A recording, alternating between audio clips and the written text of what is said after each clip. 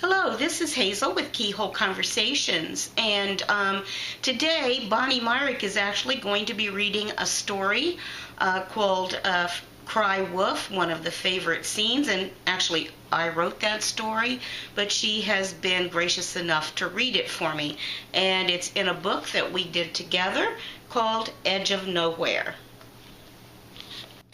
Okay, I'm going to be reading a scene from Hazel's story called Cry Wolf. It's about a college professor of mythology that fears her twin is dating a werewolf. Can she convince her sister this is more than a case of Cry Wolf? When Katie showed up at Amanda's apartment at 2:30 that afternoon, Amanda's first thought was that Brock had told her Amanda was a witch. However, the first words out of Katie's mouth were, "I have to talk to you about Brock, about what he is." Amanda was momentarily relieved by that statement and interested in learning just what it was that Katie knew about Brock. Maybe it would be something that would keep his mouth shut about Amanda's secret life as a witch. "If it were anyone else," Katie said, "I'm not sure I could say this. I'm not sure if saying it to you is smart. But you're the only one who might believe me.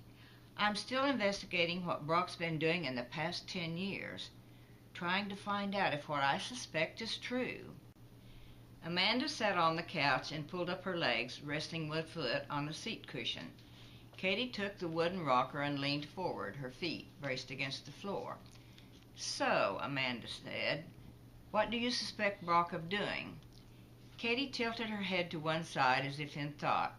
"It isn't so much doing as being, although if I'm right, then it might explain some of the things going on in this town." "So what is he? A terrorist in training? A suicide bomber?" "Of course not. If you're not going to take me seriously, I'm not going to tell you." She straightened and gripped the arms of her chair as if to get up and leave. "Settle down and tell me something," Amanda said.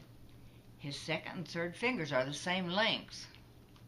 At this bombshell of information, Amanda shook her head. "Is that all you've got?" "Maybe you haven't noticed because he plucks the hairs, but his eyebrows go clear across the bridge of his nose." She paused, and when Amanda didn't respond, she added, "He's the seventh son of a seventh son."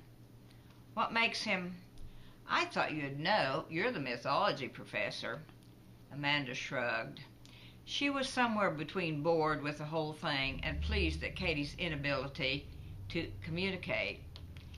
"He's a werewolf," Katie blurted. Amanda fell back against the sofa cushions and laughed, but after a moment she saw Katie was serious and stifled her amusement. "Where did you get that idea?" Katie's lips pressed into a thin line, like they always did when she was going to say something difficult. "I think he kills things." So there it was, flat out, with no decoration. Amanda reached for a throw pillow and began toying with the tassel. "You think he's killing things? This is Brock. I agree he's not the sweet guy I remember, but kills things? What things?" Bonnie, thank you for reading from my story, Cry Wolf. And we are hoping that you'll stop by next week and see another interview, another reading for Keyhole Conversations.